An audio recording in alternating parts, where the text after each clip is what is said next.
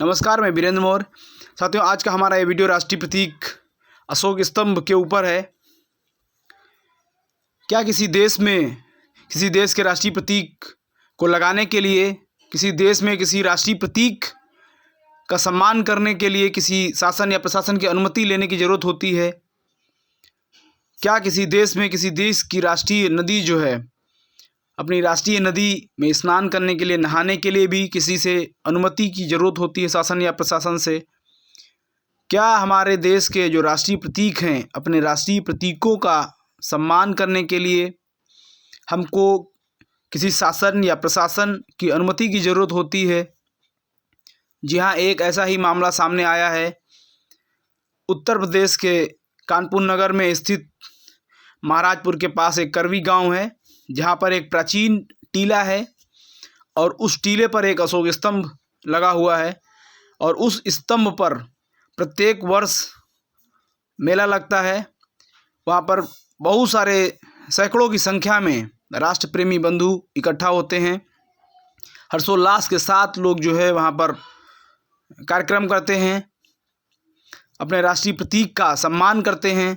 तो साथियों, ये जो राष्ट्र है हमारा भारतवर्ष, और भारतवर्ष की जो पहचान है, चाहे भारत का राष्ट्रीय ध्वज तिरंगा हो, उस तिरंगे में आप देखेंगे तो आपको अशोक चक्र दिखाई देगा। हमारी राज मुद्रा में आपको अशोक स्तंभ दिखाई देगा। राष्ट्रपति से लेकर के प्रधानमंत्री और सेना के जो अधिकारी हैं, उनके सर पे जो टोपी होती है उसमें भी आपको अशोक स्तंभ दिखाई देगा। भारत की ऐसी कोई भूमि नहीं है, ऐसा कोई अधिकारी नहीं है जिसके दफ्तर में, जिसकी टेबल पर आपको अशोक स्तंभ नहीं मिलेगा। अब ये समझिए कि अशोक के बिना और अशोक स्तंभ के बिना, अशोक के चक्र के बिना ये पूरा देश अधूरा है, हमारे सारे राष्ट्रीय प्रतीक अधूरे हैं।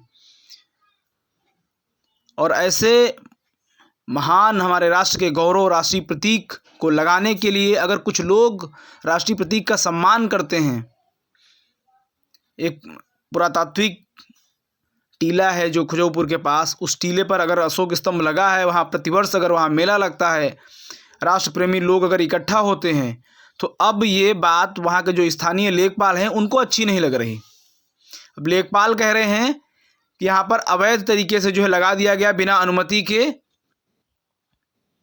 अब उनको ये भी नहीं पता है, लेखपाल महोदय को, कि ये जो है कोई आम चीज़ नहीं है, ये किसी ने निर्माण नहीं करवाया है, कि ये राष्ट्रीय प्रतीक है। और राष्ट्रीय प्रतीक शासन से लेकर प्रशासन तक हर जगह होता है। पूरे भारत की पहचान ही अशोक स्तंभ से है, पूरे भारत की पहचान पूरी दुनिया में। लेकिन हमारे लेखपाल महोदय को शायद इसकी जानकारी नहीं है। तो लेखपाल महोदय, चूँकि इस समय मुझे लगता है जिस तरीके से लेखपाल महोदय ने अपनी बात को रखा है और शिकायत की है, मुझे लगता है कि लेखपाल महोदय भूमाफिया जो हैं उनकी गोद में बैठ के खेल रहे हैं वो। चूँकि आप ये खबर देखिए, ये खबर 18/7/2019 अमर उजाला की है। अमर उजाला ने बहुत ही प्रमुखता से, बहुत स्पष्ट रूप से इस बात को लिखा था कि भूमाफिया खोद ले गए 80 बीघे का टीला। यह वही टीला है जहाँ पर अशोक स्तंभ लगा हुआ है।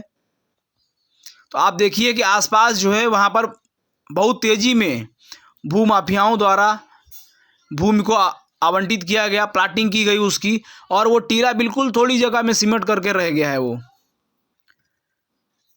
जो टीला इतना प्राचीन था, जिसमें बहुत सारे पुरातात्विक अवशेष, भारत की संस्कृति, भारत की सभ्यता जो छिपी हुई थी उस टीले के नीचे, उस टीले को लोगों ने नष्ट कर दिया।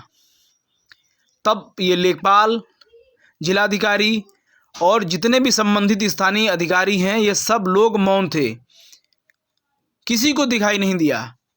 वो टीला आज भी, आप जब टीले के पास जाएंगे, उस टीले को देखेंगे आप, तो टीला बिल्कुल खड़ा हुआ, उसको ऐसा काटा गया है उसको, चूँकि टीला कोई होता है तो वो काफ़ी दूर, काफ़ी एरिया में होता है, लेकिन इस टीले को काट करके बिल्कुल खड़ा जो है, उसकी ईंटें बिल्कुल खड़ी हैं।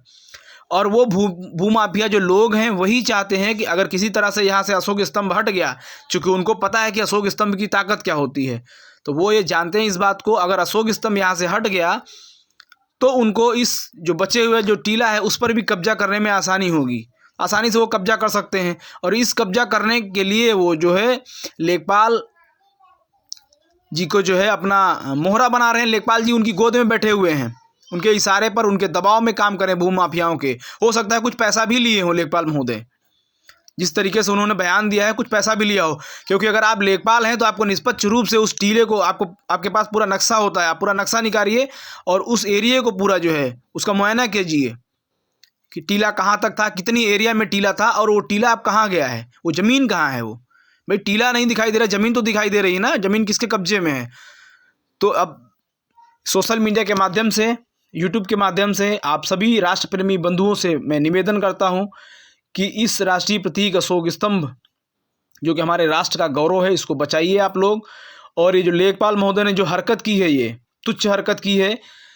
अगर खुजौपुर के पास ये जो अशोक स्तंभ है, अगर अशोक स्तंभ को किसी भी प्रकार का नुकसान होता है तो इसके जिम्मेदार वहाँ के लेखपाल, वहाँ के स्थानीय जो प्रशासनिक अधिकारी हैं वो होंगे। और इसको कतई बर्दाश्त नहीं किया जाएगा, क्योंकि हमारे राष्ट्र का गौरव है, किसी की पर्सनल प्रॉपर्टी नहीं है। यह राष्ट्रीय प्रतीक, भारत का गौरव, भारत का राष्ट्रीय प्रतीक अशोक स्तंभ है।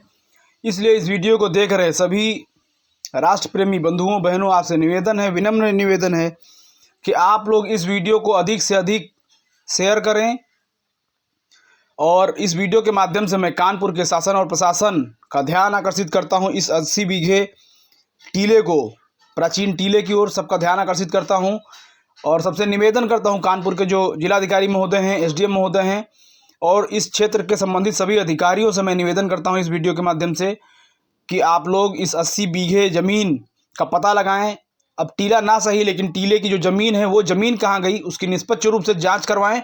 और इसके पीछे जो भी दोषी हैं, जो लोग भी दोषी हैं, जो भी भूमाफिया हैं, उनको सार्वजनिक किया जाए, उनका चेहरा सामने लाया जाए, जनता के सामने लाया जाए और उस ऐतिहासिक स्थल को पुरातत्व विभाग के हैंडओवर किया जाए, पुरातत्व विभाग की देखरेख में उसको सुरक्षित किया जाए, संरक्षित किया जाए। आप लोगों ने इस वीडियो को ध्यान से देखा, इसके लिए बहुत बहुत साधुवाद, धन्यवाद।